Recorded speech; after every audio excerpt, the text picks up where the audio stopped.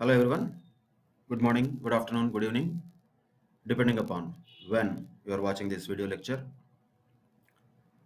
After the completion of Unit 1 and Unit 2 of Chapter 2 in Business Economics, which were related to basically the theory of demand and the theory of consumer behavior, let us go through the MCQs related to these two units. Some of the MCQs related to Unit 1 we have already discussed earlier, and some more MCQs related to Unit 2 and some of the MCQs of Unit 1 which were not earlier discussed. We will discuss them today. But before that, let us quickly recapitulate the summary of Unit 2, that is the theory of consumer behavior. Basically, the existence of human wants is the basis for all economic activities in the society, and all desires, tastes, and motives of human beings, what we call them in economics, is simply wants. And we classify them into broadly three categories: necessaries, comforts, and luxuries. And what is utility? It is the want satisfying power of the goods and services. It is not an absolute amount, it is relative, it is a subjective concept, and it depends upon the mental attitude of the people at that particular point of time. In other words, the utility may change from time to time, place to place, person to person, need not be same always. That is why it is always relative and always it is subjective. And on a broader basis, we can classify the utility theories into cardinal analysis and ordinal analysis. The law of diminishing marginal utility is an example of cardinal analysis, which assumes that utility can be quantified and which also states that as a consumer increases the consumption of any commodity, every successive unit of that commodity gives lesser and lesser satisfaction. Means every additional unit of commodity gives lesser and lesser satisfaction to the consumer, is what the theory of diminishing marginal utility tells us, which was propounded by Alfred Marshall. And the same Alfred Marshall also came out with the concept of consumer surplus, which is nothing but the difference between what the consumer is willing to pay and what he actually pays for it. If he is willing to pay more but he actually pays for it less, then there is a positive consumer surplus. Sometimes there may not be a surplus, but in general, wherever there is a surplus, that can be encashed by the sellers, companies, or even governments sometimes to reduce the amount of consumer surplus so that there is a match between what a consumer is willing to pay and what they actually pay. That is consumer surplus.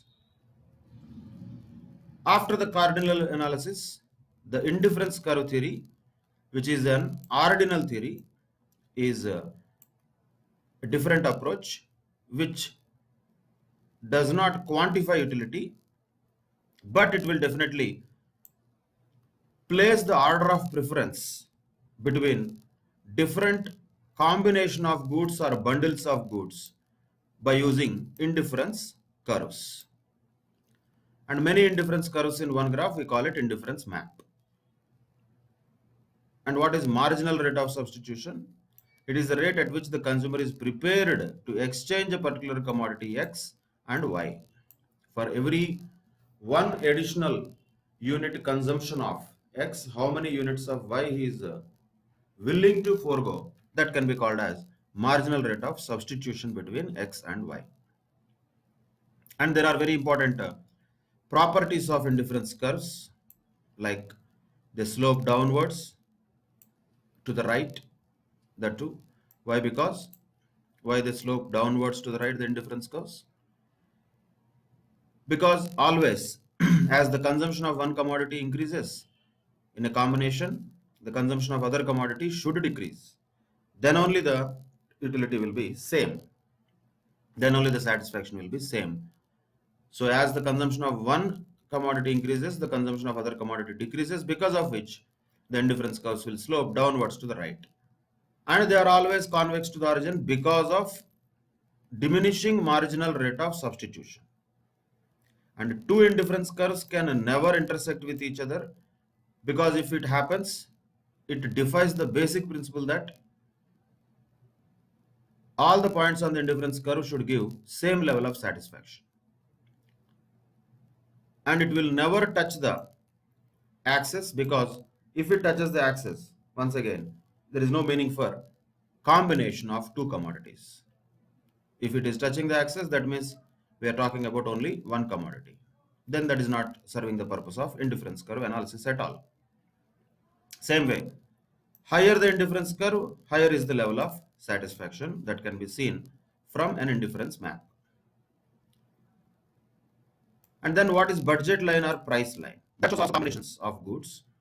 Whereas indifference curves show the quantity of goods on the basis of their satisfaction derived from those combinations. Budget line shows the combination of goods which the consumer can buy, which he can afford to buy, which fits his budget by spending his given money. Already we know how much is his money income, which is fixed. How he is spending that money income in combination of two commodities is depicted on a graph called as budget line. Of course, the prices of those two commodities are also given, that is fixed. So when we know that there are two commodities whose prices are already known and the consumer's income is already known, within the income of that consumer at the given prices of two commodities, how many combinations of those two goods can be purchased is drawn as budget line. And when a consumer is said to be in equilibrium, naturally when he derives maximum possible satisfaction from the goods, and when he is in no position to rearrange his purchase of goods, not required, because already at that level he is getting maximum possible satisfaction. And when he will generate that maximum amount of satisfaction, simply that happens where the budget line is tangent to the indifference curve. From a graphical point of view, where the budget line is tangent to the indifference curve, that is the consumer equilibrium point.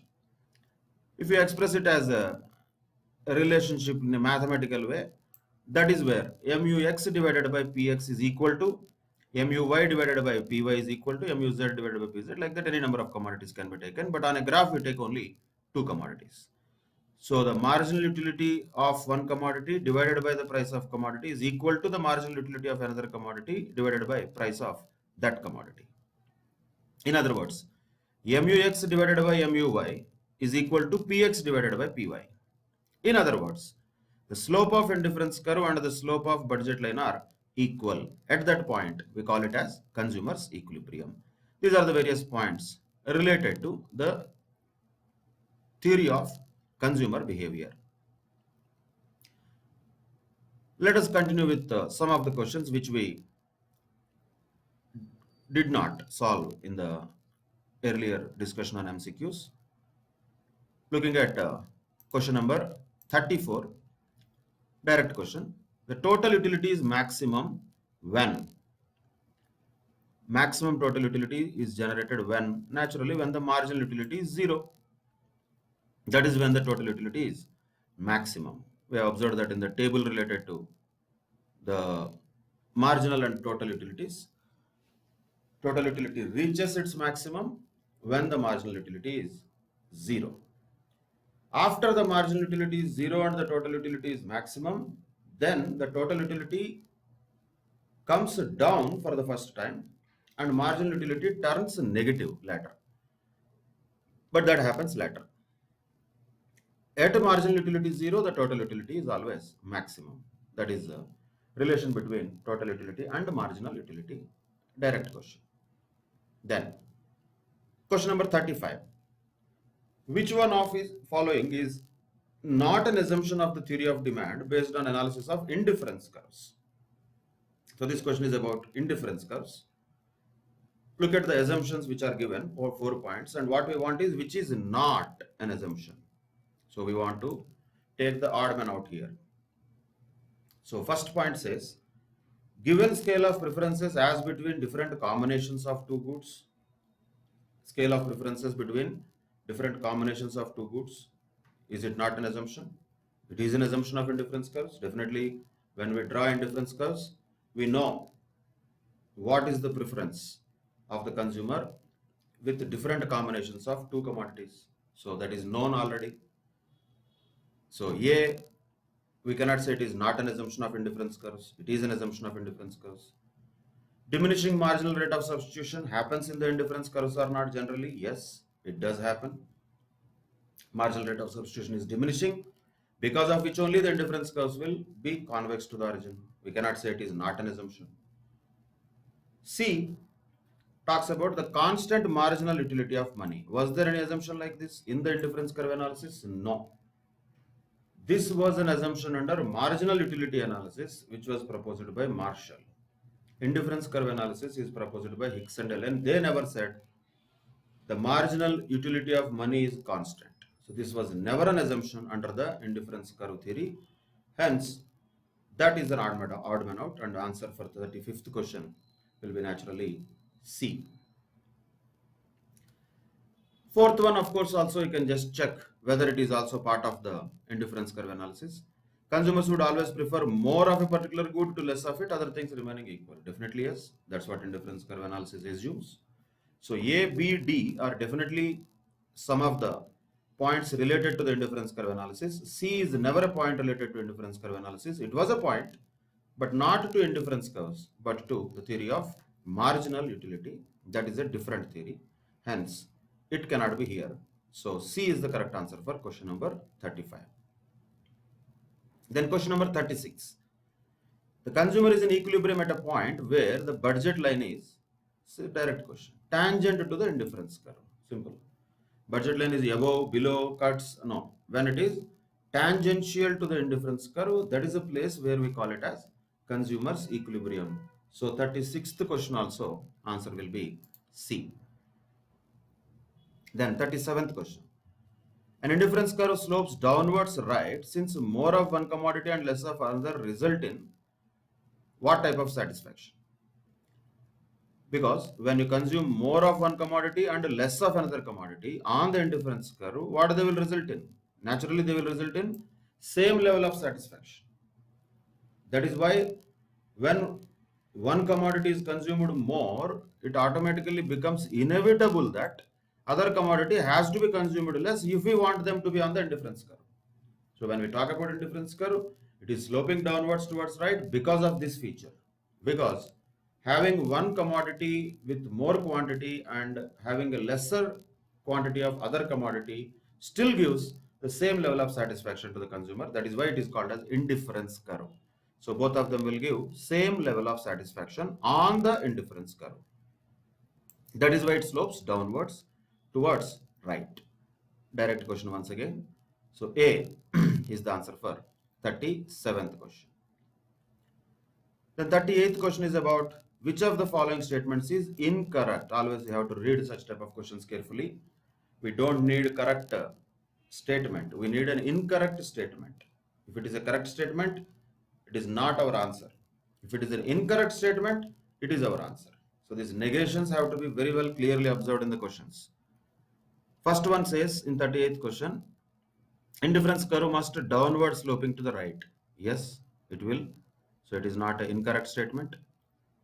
B says convexity of the curve implies that the slope of the curve diminishes as one moves from left to right.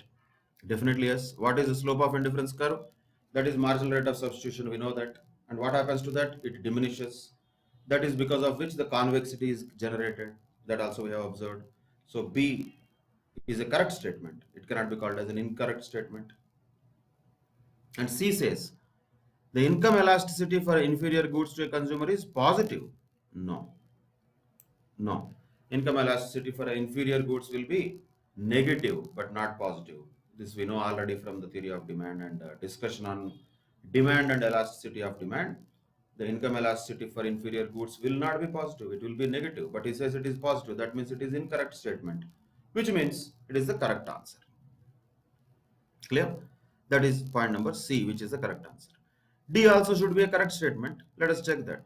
The total effect of a change in the price of a good in the quantity demanded is called as the price effect. Of course, yes. So C is absolutely the wrong statement, where it says the income elasticity for inferior goods is going to be positive, but actually the income elasticity for inferior goods will be negative, because as the people's incomes increase, they reduce the consumption of inferior goods. That is why income elasticity for inferior goods will be in general negative. That is all already discussed earlier. That is question number 38. Answer is C. Then question number 39, just a general question. The second glass of lemonade gives lesser satisfaction to a thirsty boy. This is a clear case of what? Basically, the law of diminishing utility. It has nothing to do with the demand, diminishing return, supply. That is basically the law of diminishing utility. Ideally, it should have been the law of diminishing marginal utility, because it is not there. Out of the four options, which is the best option, that we have to choose. We cannot say technically it is not correct answer. So what? Which is the correct answer then? E. There is no E, F, G, H here. Only four are there. Out of four, which is the correct option? Definitely for 39th question, correct option will be C, because it shows the law of diminishing marginal utility. Here says it is law of diminishing utility. Utility is the point there. Not demand, not returns, not supply. So definitely it is utility which is contained in option C.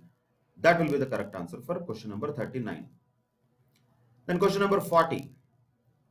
What will happen in the rice market if buyers are expecting higher rice prices in the near future? So if they expect the prices of any commodity to increase in the future, now they will stock them, now they will buy them.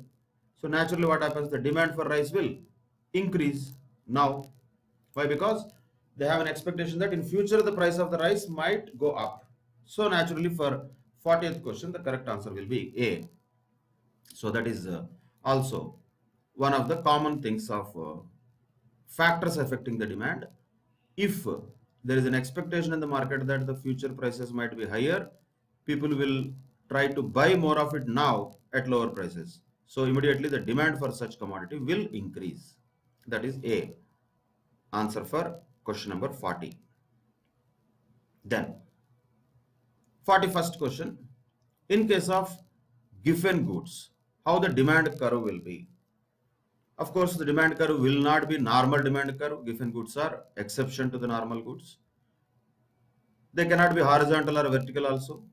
So naturally, the only option is upward sloping to the right. Normally, the demand curve is downward sloping to the right. Normal demand curve will be like that. But in case of Giffen goods, it cannot be downward sloping to the right. So it will be upward sloping to the right. If the demand curve for any type of commodity is horizontal, what does that mean? Horizontal means the elasticity of demand for such commodity is infinite. Is it the case for Giffen goods? No. That much they will not be elastic. If it is vertical, then also it means the elasticity of demand for them will be zero. No, that is also not the case of Giffen goods. So A, C, B, all three cannot be happening for Giffen goods. So only option left out is D, Delhi, that is upward sloping to the right, since it is an exception to the normal demand curve. That's all. That is question number 41. Answer is D, Delhi. Then question number 42. What is consumer surplus? What is the consumer surplus? That is the difference between the maximum amount that a consumer is willing to pay for a good and its market price. Direct question. Basically, the definition of consumer surplus itself is that. So, 42nd question, answer will be C. That is the difference between the maximum amount that a person is willing to buy for a good, but actually what is the market price of that commodity. Difference between that is called as consumer surplus. Sometimes we don't have to waste time on the other options when the definition type questions, direct questions are given. Other options may not have any kind of relevance in this context. There may be just rubbish points also. We don't need to worry about them. what our focus should be on identifying the correct answer if it is directly available. If not, we have to look at all the four options and eliminate the wrong options, then the correct option will emerge. Like that, both approaches have to be followed in answering MCQ. We cannot say I will have only one approach, I will do like this only. Rigidity will not work in the learning process, particularly in the course of chartered accountancy. And here, while answering MCQ questions, we need to be observing what kind of technique we should use for each question. That has to be changing from question to question. There is no unanimous medicine for all questions. It's a direct question. What is consumer surplus? Given directly in point C. So mark it. That's all. No need to worry about point A, point B and all that. Not required in that case. Because it is clear, crystal clear, no doubt in that. If there is a doubt in that, then we can go to ARB. Absolutely, it is a definition of consumer surplus. So there is no way we have to look for other points after already knowing that C is the correct answer for question number 42. Same way for question number 43. What is the question? Which of the following is a property of an indifference curve? It is asking. First itself is available. It is convex to the origin. Yes. Of course, yes. So A is the correct answer. But here we have to not jump to conclusion. Yes, it is convex to the origin. Maybe there is all of the above that we don't know. So we have to check for other options also, which should prove that they are not the properties of indifference curve. What it says, marginal rate of substitution is constant, not necessarily. Marginal utility is constant. There is nothing like that in the indifference curve at all, because indifference curve does not measure marginal utility. It is a rubbish answer. Total utility is greatest when the 45-degree line cuts the indifference curve. Like that, any rubbish answers can be given which have no relevance to the indifference curves.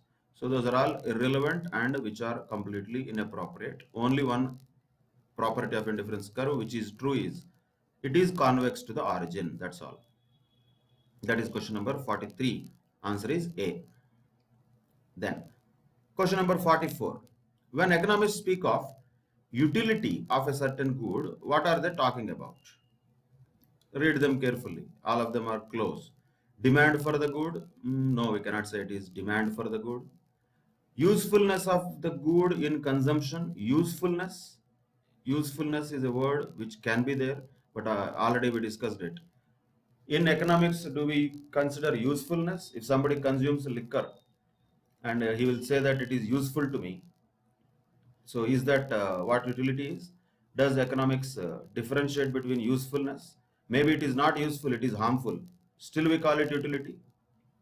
So usefulness is not utility. Very clear distinction has already been made while we discussed the concept of utility. So B cannot be an option.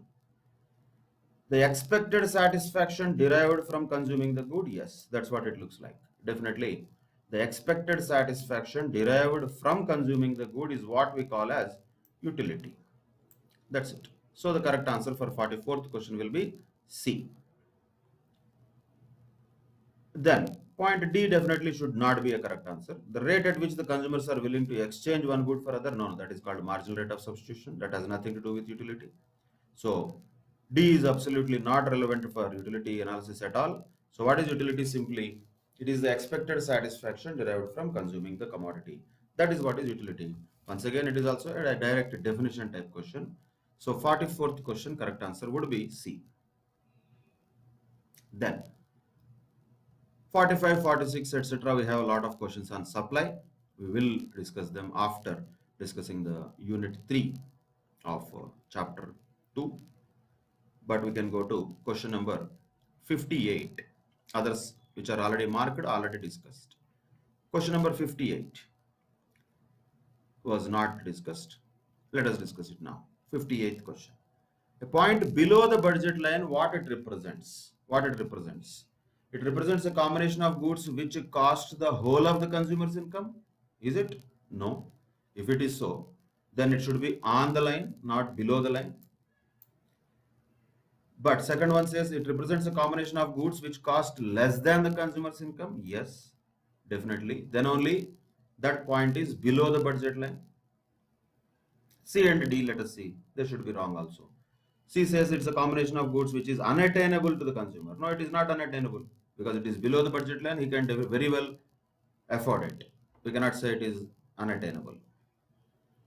And fourth one also says it is a combination of goods which costs more than consumer's income. No, if it is more than consumer's income, it would have been above the budget line, not below the budget line. So on the budget line means it is exactly matching with his income.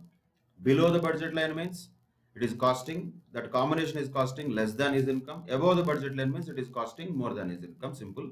So in this case, when we say below the budget line, there is a point means it is representing a combination of goods which cost less than the consumer's income. That is why the correct option is 58th question B, Bombay. Then lot of other questions in between we discussed already, and some questions are again related to supply, which we will discuss. So we'll go to only questions which are related to either theory of demand or the theory of consumer behavior. 79th question falls in that category. Comforts. Comforts lie in between what? They will be somewhere between necessaries and luxuries. It's a generic question. Naturally, necessaries, comforts, luxuries. These are the three things, right? Which is in the middle? Comforts. So they lie between necessaries and luxuries. Simple question. 79th question answer is C. Then once again, some of the supply based questions are there. We can definitely discuss them, but at a later phase. Let us move on to question number 90. These type of questions can be very well expected in the examination. Look at this graph also and read the question also carefully. 90th question. The figure below shows the budget constraint of a consumer with an income of 900 rupees to spend on two commodities, namely ice creams and chocolates. So two commodities are there, and as you can observe, the quantity of consumption of cups of ice cream is given on x-axis and quantity of consumption of chocolates is given on y-axis. Now, what are the prices of these two commodities that is asked? That is the question. What are the prices of these two commodities? Understand this very carefully. If at all, let us say at this point, 90 chocolates the customer is consuming and 0 ice creams they are consuming. That is why it is there at that point. This point is representing 90 chocolates and 0 ice creams with a budget of 900 rupees fully spent. So naturally, how much should be the price of chocolate? 900 divided by 90. That should be 10. 10 is for chocolates. Don't jump to answer A, because he said respectively. So you need to also answer in the same sequence. So chocolates price first you find out, that is 10, which is clear. 900 divided by 90. This is the total budget. And if at all the consumer does not consume any ice cream, how many chocolates he can consume? That is where this point is 90. It is shown in the graph. So 900 by 90 is 10. On the other side, at this point, if at all the consumer consumes only ice creams but 0 chocolates, that's what this 45 tells. So 0 chocolates and 45 ice creams the consumer can buy with the 900 rupees. So 45 ice creams if you can buy with 900 rupees, how much will be each ice cream costing? 900 divided by 45. Naturally, ice cream will be costing 20 rupees. So the answer here should be ice creams and chocolates prices are 20 and 10. That means naturally the correct option for this will be B. So very crucial type question. Definite questions like this can be expected in the exam also. You should be able to interpret the graph very well. At this point on 90, 0 ice creams are consumed, 90 chocolates are consumed, and at a point of 45, 0 chocolates are consumed and 45 ice creams are consumed. So in both cases the budget is 900. So how much would have been the price of chocolates? 900 divided by 90. How much would have been the price of ice creams? 900 divided by 45. So ice creams price is 20 rupees per cup. Chocolates price is 10 rupees per chocolate. So here 10 and 20 lot of people will write because they found out first chocolates. Doesn't matter what we find out. We have to exactly read the question and answer it correctly. Question says, first of all, ice cream and chocolates respectively is what is asked. Respectively, ice cream costs 20, chocolates cost 10 each. That is the answer for Question number 90 with an option of B, Bombay. Then question number 91 related to elasticity of demand. Which of the following statements about the price elasticity of demand is correct, he is asking. So we need to find out the correct statement for question number 91. First one says the price elasticity of demand is a measure of how much the quantity demanded of a good represents or responds to a change in the price of that good. Fantastic. That's what price elasticity means. So should we go ahead and put point A as correct answer? No, we should not. When there is all of the above, we should be double careful. Maybe B is also correct. Maybe C is also correct. We don't know. If all are correct, then actual answer should be D. So don't jump to the answering of A once you find it a correct statement. It is a correct statement, yes. But read the other statements also. Price elasticity of demand is computed as a percentage change in quantity demanded divided by the percentage change in price. Of course, this is also correct. C says price elasticity of demand in the long run will be different from that of a short run. Yes, that is also correct. So all the points are correct. Then naturally the correct answer will be D, all of the above. That is question number 91. In question number 91, point A and B clearly tell us that the price elasticity of demand, what it means. And we also already know that price elasticity demand will be impacted by time period. It need not be same in the short run and long run. It might be different in short run and long run. So that is also correct. Statements are correct. Then naturally all the statements are correct means correct answer for this question number 91 would be D, Delhi. That is question number 91. Then question number 92. The aim of the consumer in allocating his income. Why does he do that? In economics context, we have to tell, not according to our whims and fancies. So to buy the goods, whatever he wants most, wherever, whatever price, like this, all so many things are given. Simple, nothing else. In economics point of view, simply the aim of a consumer in allocating his income is ultimately what is his aim? That is to maximize his total utility. That's what is the ultimate aim of the consumer. He wants to derive maximum satisfaction. That is the aim of any rational consumer. So the correct answer will be A. Others are all generic. To buy the goods which he expects to be in short in supply. Those are all possible, but that is not the aim of the consumer. Consumer can be doing that.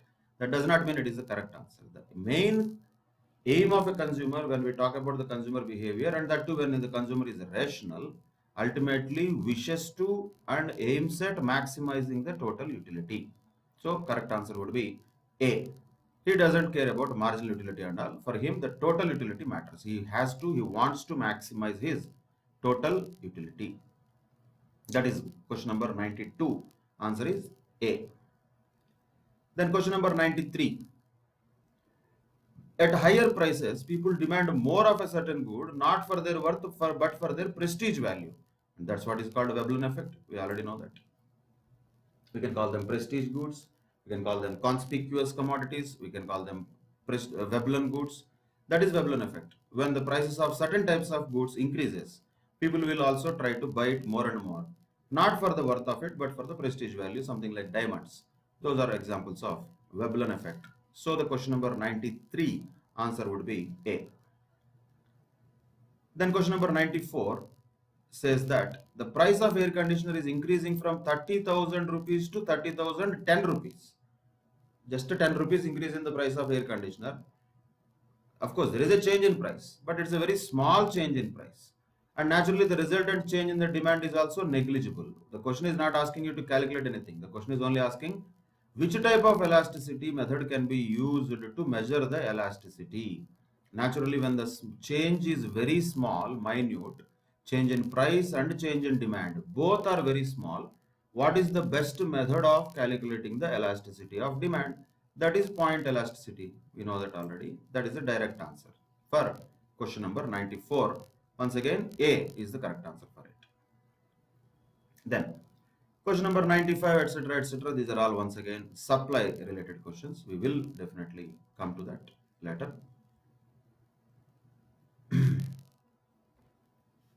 Question number 101 we can definitely discuss because he is asking about two types of bread and cross elasticity between them. one rye bread and whole bread is telling. What are those things? We don't need to know. But both are breads, right? So what could be those? They could be definitely substitutes. That first we should identify. If there are substitutes, how the cross elasticity between them will be? It should be naturally positive. Simple. In case of substitutes, the cross elasticity will be positive. Why? Because when the price of one substitute increases, for example, the rice bread or rye bread increases, the demand for rye bread will decrease, and consequently the demand for whole wheat bread will increase. So price of one is increasing, the demand for other commodity, substitute commodity is also increasing. So both are going in same direction. In that case, the cross elasticity will be positive for substitutes. We know that. That's why the correct answer for question number 101 is also A. Then question number 102, direct question. In the diagram given below, what is the shaded portion? Shaded portion we are talking about. On the x-axis there is quantity demanded, on the y-axis there is price. Definitely this looks like a demand curve, and also the same represents the marginal utility curve also, that we have to keep in mind. The same curve represents also the marginal utility. So ultimately the shaded portion represents what the customer is willing to pay and how much he is actually paying. So that's what is consumer surplus. So the correct answer for question number 102 will be C, that is consumer surplus. Other options are all nonsensical options. Price above which there is no demand for the commodity doesn't mean anything. Monopoly price of the commodity, nothing like that is depicted here.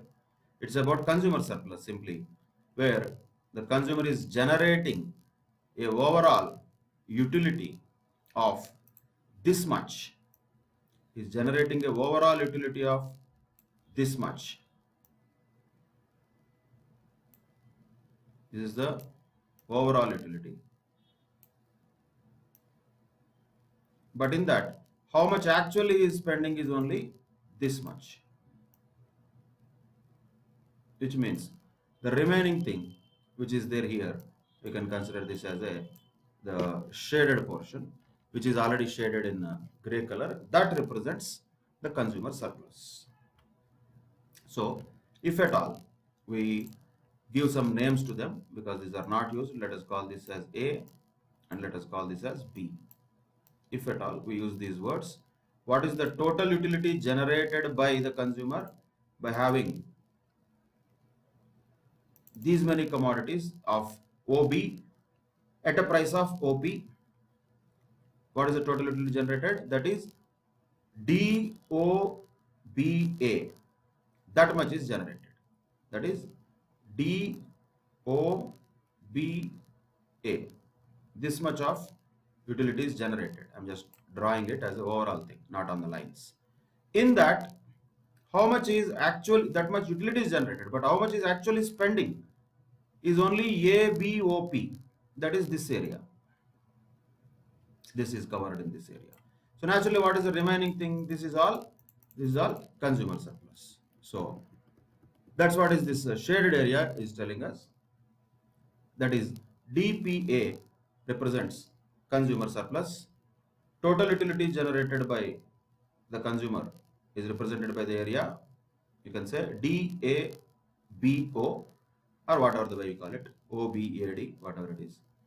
That is the area representing total utility. Actual amount spent by the consumer is ABOP only. So the consumer surplus is DPA.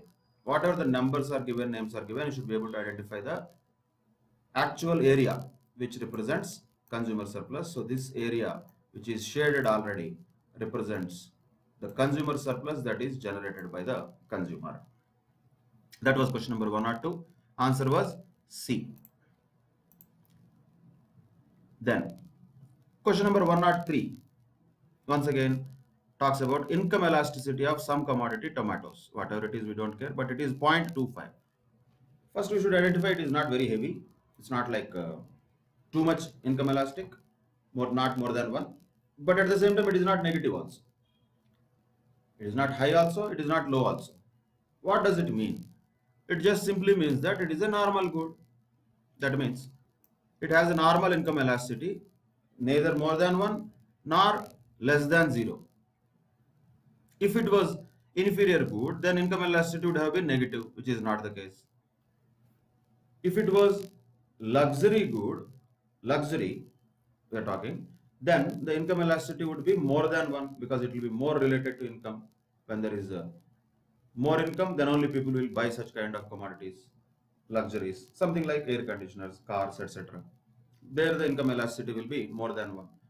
For a normal good, necessary type, this will be just a normal number, positive but less than 1, that is 0.25.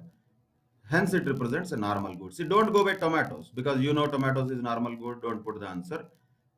Because it is less than 1 and more than 0, it is a normal good. That is the reason why answer is C for question number 103.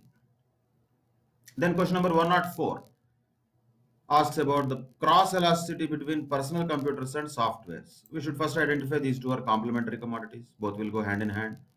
How the cross elasticity will be there between the complementary commodities, we know that will be negative.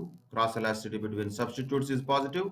Cross elasticity between complementary commodities is negative. So 104th question answer will be B, Bombay. Direct question. But only point is we should identify these two are complementary commodities. Then 105th question, once again some practical words are used like bread and DVDs. How much will be the cross elasticity? Are they related at all? Where is bread? Where is DVD? There is no relation at all between them. So we cannot say there is any relation at all. There is no substitutability. There is no complementary commodities. So generally, in such case of completely unrelated goods, the cross elasticity will be 0. There is no change at all which can be identified in the demand for DVDs due to a change in the price of the bread. Can we identify anything like that?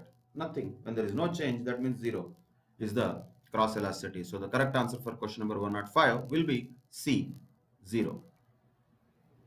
Then question number 106 says which of the following statements is correct? We need to identify correct statement. Correct statement. So read the statements carefully. These type of questions you need to spend time on that. Reading them carefully is very important for such questions. A point says with the help of statistical tools, the demand can be forecasted accurately. We read it very casually and we think it is correct. But we ignore the word accurately. Can demand be forecasted accurately?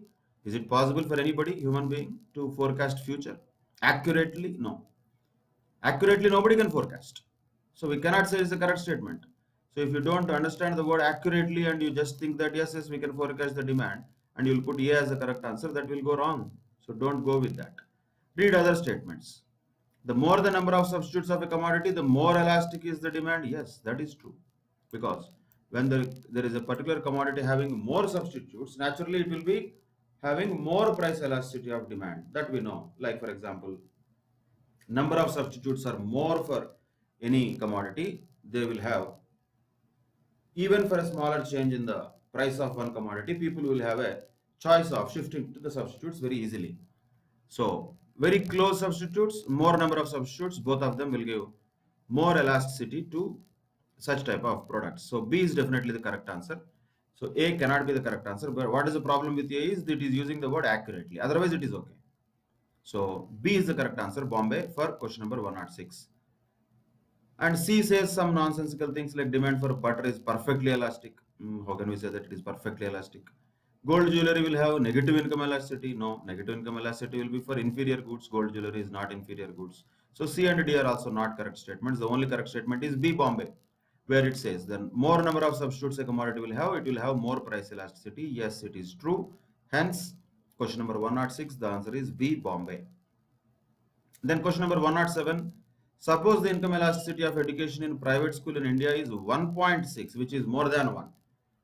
When it is more than 1, definitely that type of commodity can be called as a luxury. It has become a luxury. So we can conclude what from that? Private education and all, we are not bothered about those descriptions. We should look at whatever that commodity, whatever that service may be. If it has an income elasticity of more than 1, it is more elastic to the income. That means it is a luxury. It has become a luxury. It is not a necessity. If it was necessity, it would have been more than 0 but less than 1. And if it is inferior, it would have been negative. So all the B and C options are wrong. D is opinion. We can have debate on them, we can have a essay writing competition on them, but definitely it is not fitting the MCQ type pattern. Should we have more private schools? We are not here to express our opinions and judgments. So D cannot be even considered as an option. That is a ridiculous option. If at all B and C are there, at least there is a number attached to that. If it is a necessity, it should have been more than 0 but less than 1, but it is not the case. If it was inferior, then the income elasticity should have been minus, but it is not the case. It is 1.6. So naturally it becomes a luxury. That is question number 107. Option answer is A. Then 108 is talking about negative zero point 0.4 income elasticity. So naturally when it is negative, that will be inferior goods. Simple. Whenever there is a negative income elasticity, we will say those goods are inferior goods. So naturally the answer for question number 108 will be A. That is what we can conclude from a negative income elasticity. These are some of the questions which we did not discuss earlier and we are discussing now, including both theory of demand and the theory of consumer behavior. Still some more questions are remaining, majorly related to the theory of supply, which will be covered in chapter 2, unit 3, definitely. And in the next session, we will discuss about that, the theory of supply related to this unit 3 of chapter 2 that we'll discuss in the next session. But one thing I would like to just give as a heads up is, once you understand the theory of demand from the consumer point of view, it will be more or less very easier to understand the theory of supply. Only thing is that is from a producer's standpoint of view. And once we understand the elasticity of demand, same logic we can apply for elasticity of supply also. So nothing special additional conceptual aspects will be understood from this unit 3. Whatever we are supposed to understand, we should have already understood in unit 1 and 2 of chapter 2. That is the reason why we take more time for them also, because these are the very fundamentals of microeconomics. So unit 1 and unit 2 of business economics, everybody should be 100% thorough with. Practice these questions well. Read the theories. Once again, I'm repeating, just by listening to the lectures or watching the video lectures is not enough. You need to definitely read through the material, whether in the physical form if available, if not in the electronic form, which are available anyway online. You have to read through them, and you should be able to point out your own notes, some summary of each of the chapter. And wherever certain technical points are there, you can note them down and you can prepare your own notes, not from an examination descriptive point of view, but from a revision point of view. Whenever you require to revise a chapter in future, your notes will help you in revising it quickly. So prepare and develop a habit of preparing important points, key points to be noted in your own notebook, which can be used for further reference in future revisions. So that is one more technique that you can use. But reading and writing summary of many major points in relation to each chapter are definitely very good habits, which will improve our understanding of economics. And practicing the MCQs number of times also will improve our reading ability. Most importantly, the patience in reading the questions when a test is given is very important. A lot of times people are so impatient to read the questions and they want to answer the question so quickly and they want to move on to the next question and complete the answer sheet in quickest possible time. Nobody is going to give any gold medal for that. We don't need to complete the task in the quickest possible time. We should complete it within time. That's enough. We don't need to complete in quickest possible time. That is never should be the objective. If that is the objective for anybody, I suggest you don't continue with that silly objectives which we used to carry. Everybody of us carried in school levels, which is very silly in one way, because at that level it was okay. So it was kiddish. But now at a professional level, all that we need to do is get the desired result enough. Nobody cares for a 1 hour question paper whether you have taken 40 minutes only, whether you have taken 20 minutes only. Nobody cares about it and nobody is going to give any kind of appreciation for completing a answer answer sheet or completing the question paper quickly. So quickness is not the, I would say, important point here. Quickness is definitely not our outcome that is expected here. Accuracy of answers is expected. So take time, but use the time properly. You cannot say once again, I'm not able to complete all the answers within the allotted time. That shows lesser efficiency. If you show fantastic efficiency, but still the number of questions you kept wrong options because of that hurried nature, that is also wrong. That affects your effectiveness. So both efficiency and effectiveness under control, balanced mind, positive attitude is the key for success in these examinations. So I hope you maintain that cool mind and practice these things well. At the same time, read through the concepts well and attend the tests which are going to be given to you with a very, I would say, positive attitude without any hurry to complete them and throw it out and relax. That kind of hurried attitude will not work in this course. That is dangerous. So ultimately, you have to make sure your answers are correct and you should get best score. That's it. No other objective. Best score we should get it is the only objective. Other things all will go into different places. So keeping that in mind, hope you continue your preparation about these two units. That is unit 1 of chapter 2 and unit 2 of chapter 2, which are the crux of this entire chapter 2. And in the next session, we'll continue the discussion with unit 3 of chapter 2, that is related to supply. Till that time, take care. Bye bye. Thank you very much.